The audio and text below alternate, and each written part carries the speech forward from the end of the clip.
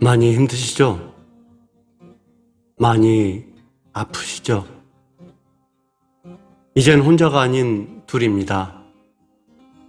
같이 있어 가치 있는 대처법 상담으로 외도 피해자에게 힘이 되는 방송, 외도 가해자에게는 두려움이 되는 방송, 바람잡는 정교수 TV입니다. 틀린 것이 아니라 나와 견해가 다를 뿐이라고, 다름을 인정해야 진정한 소통이 된다고 했습니다. 그러나 이번 사례는 다름이 아니라 분명히 틀린 것입니다.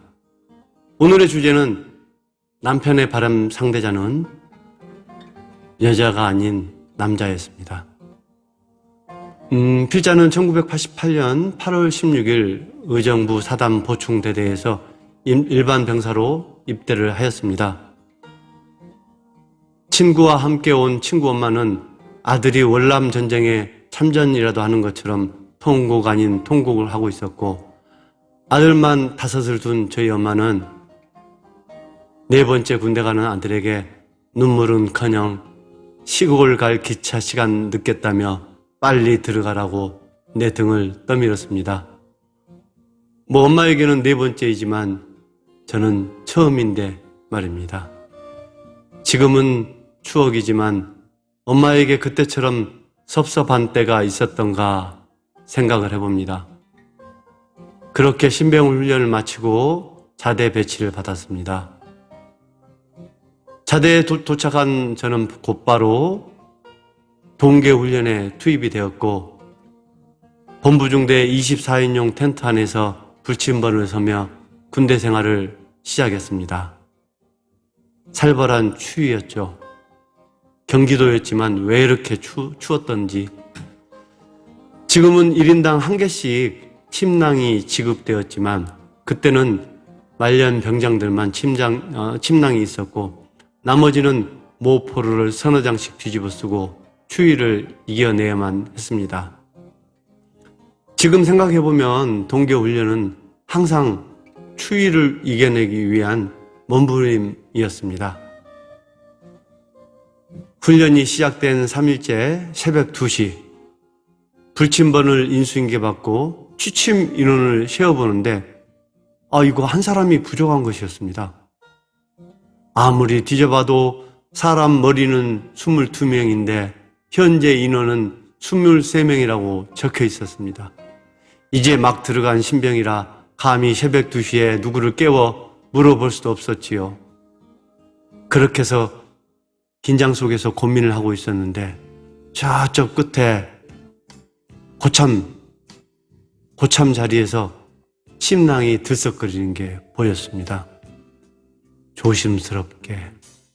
정말 조심스럽게 접근해 보니 말년병장 2놈이 한 침낭에서 속삭이고 있었던 것이었죠. 정말 저는 충격이었어요. 왜냐하면 그런 장면을 본 적이 없었거든요. 그리고 그 이후로 충격인 게 영화 주진모와 조인성이 나왔던 쌍화점.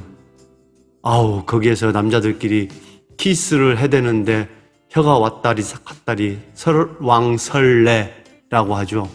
충격이었습니다. 저는 이성애자라서 그런지 이해가 도저히 동성애자들이 이해가 되지 않았어요. 그분들 나름대로의 고민이 있겠지만요. 어쨌든 그 며칠 후에 그들이 이제 전역을 합니다. 훈련 끝나고 본대에 들어와서 그들이 전역을 하는데 내무반에서 들은 얘기로는 그동안 몰래 동성애를 즐기다가 말년 병장이 되니 그 누구의 눈치도 보지도 않고 대놓고 동성애를 했던 것이었죠. 여기 오늘 사연도 그렇습니다. 30대 후반인 아내는 볼링 동호회에서 현재의 남편을 만났습니다. 공을 던질 때마다 꿈틀거리는 남편의 팔 근육은 유빈의 마음을, 아내의 마음을 흔들어 놓았고 마침내 그들은 결혼까지 하게 되었습니다. 남편에게는 유독 친한 군대 후배가 있었습니다. 결혼식장에서 얼핏 소개를 받고 몇 개월이 지난 후 같이 식사를 하게 되었지요. 나이는 같았지만 남편에게 김병장님 하면서 깍듯이 대하는 그 사람은 남성스러운 남편과는 달리 여성스러움이 넘치는 그런 사람이었죠. 감성적이면서 조용한 사람이었습니다.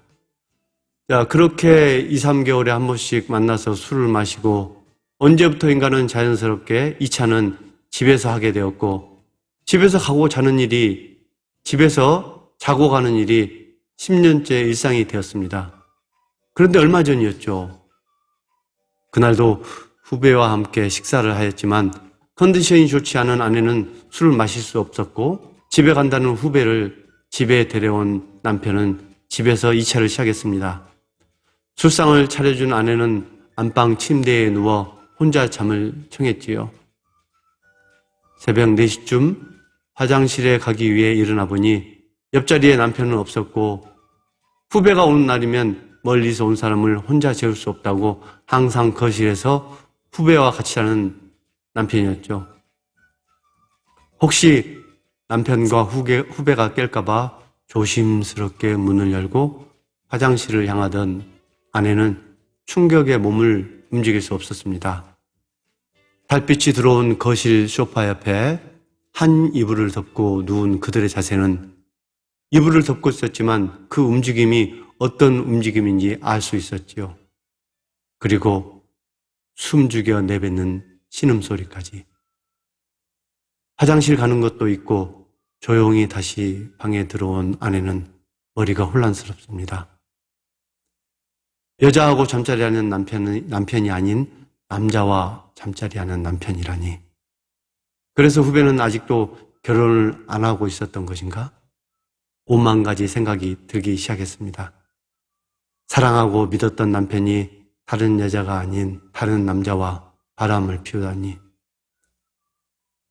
정 교수에게 상담을 요청한 아내는 혼란스러운 속에서도 가정을 지키기 위한 마음을 단단히 먹고 상간자 소송을 진행하기로 했습니다.